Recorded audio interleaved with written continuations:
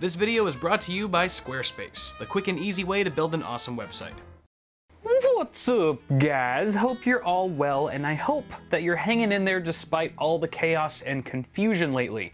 I mean, with riots out your front door and social media having turned into a complete flammable war zone, wasn't it nice when the only things exploding were smartphones and graphics cards? Now, I can't fix the world's problems. Hell, I can barely tie my own shoes. That's why I keep them permatied and wear them like slip-ons. But anyway, in a time where the human race is more divided than ever, it's comforting to know that this community stands united in our love for technology. So let today's video be a common ground that we can share and appreciate together, even if it's just for a few minutes. Now that said, let's move on quickly before we start singing Kumbaya, because f that noise. So following my review of Nvidia's budget-based GTX 1050 Ti, which I benchmarked inside of my high-end silver build for testing purposes, it was clear to me that the mashup of hardware might not be the most realistic or sensible configuration for an entry-level gamer. So today we're re-benchmarking this Pascal card inside of a budget rig that I put together for just north of $400 on PCPartPicker at the time of filming. This should create an environment that better suits our sub-$150 graphics card while putting the PC's price point in certified console killer territory. Kinda weird to keep using that term though when consoles are already dead.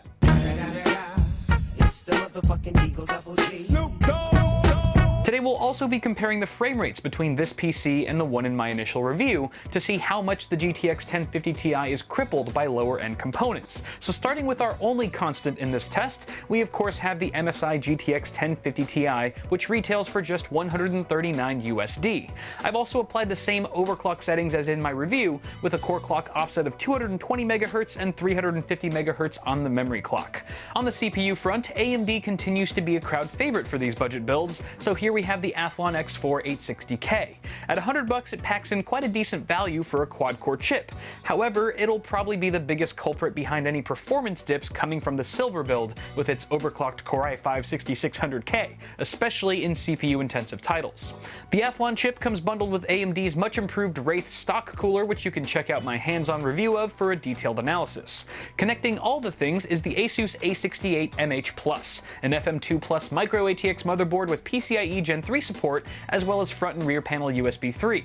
I snagged this and a single 8GB stick of Mushkin Essentials DDR3 at 1333 MHz for a combined total of just $80. Now, as affordable as SSDs have gotten over the last few years, they're still a royal luxury for this kind of budget. So here's a $40 1TB Hitachi Deskstar 7200 RPM good old mechanical hard drive. Providing the electric nectar of life to our humble gaming PC is EVGA's 430-watt W1 unit. For $30 you get a 120mm double ball bearing fan, 80+ white certification, and a power supply that won't cause a nuclear meltdown. Last but not least, we have one of my favorite budget micro ATX chassis, the Core 1000 from Fractal Design. A steel internal frame, front panel USB 3, and included 120mm intake fan aimed right at the GPU make this case a solid value for the $30 I paid for it, totaling the final cost of this build to just $413. Here's a side-by-side look at the specs for today's build and the one I tested in my review. Besides the graphics, the hardware in these rigs couldn't be further worlds apart, so it'll be interesting to see how they stack up with the same video card. All tests were run at 1920 by 1080 with the Nvidia 375.57 Wickle driver on Windows 10. Ladies and gentlemen, I now give to you the gift of benchmarks.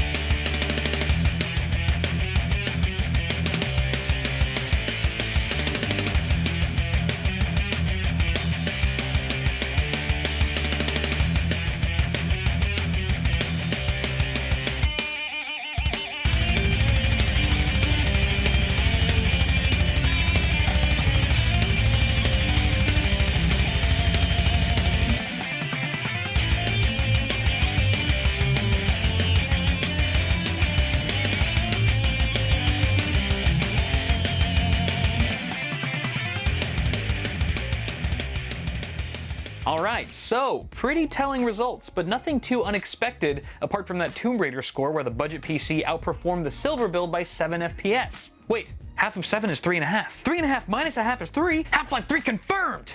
Ha! This is Lord Gaben confirming that you are wrong. Damn it!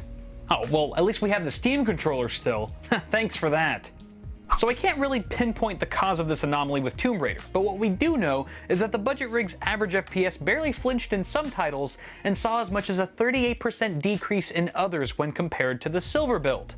With several of our games being CPU whores, these performance hits aren't too surprising when you consider the IPC difference between a modern-day Core i5 and an aging Athlon chip. As a result, users would probably need to lower the quality settings on some of these games to maintain playable frame rates. Personally, I think the X4 860K is a bit underpowered for this GPU, and I'd probably opt for something more akin to an FX 8350 to help reduce or even eliminate the presence of any bottlenecking. Be that as it may, this little budget system here scored over 50 FPS on average in 5 of the 7 games, 3 of which were on Ultra. I mean, bear in mind that these are also some of today's most demanding titles, so the fact that this $400-something PC can take on AAA gaming is quite a testament to the GTX 1050 Ti's capabilities as an entry-level 1080p card that makes the budget VGA market all the more competitive. Meanwhile, the 3 high-end Nvidia cards who have still found 0 matches on Tinder have since resorted to circle jerking. Besides gaming, there's a ton more you could do with this budget PC, like browse the web, draw a picture, or build a website with Squarespace. I've tried making websites with other services or software in the past, and I remember the frustration I felt trying to get the exact look that I wanted. Bringing your vision to life with Squarespace is literally so easy, it's turned web design into the one thing I never thought it could be: fun. It's actually kind of fun. Once you dive in, you quickly realize that there's a lot you can do with little effort. Then the ideas start flowing, and it can get addicting pretty quickly. And in the unlikely event that you can't figure something out for yourself, they have a super friendly support team who's ready to help you out at a moment's notice. Sometimes I just message them to say hi. I don't think they like that though. As a DIY PC enthusiast, I forbid you to pay someone to make your website for you. Save an F-ton of money instead and do it your gosh darn self. You guys can check out the link in the description below and use the offer code BITWIT for 10% off their service to start building your dream site today. As always, guys, don't forget to toss me a like on this video if you enjoyed it, subscribe to the channel if you haven't already, and I'll see y'all in the next video.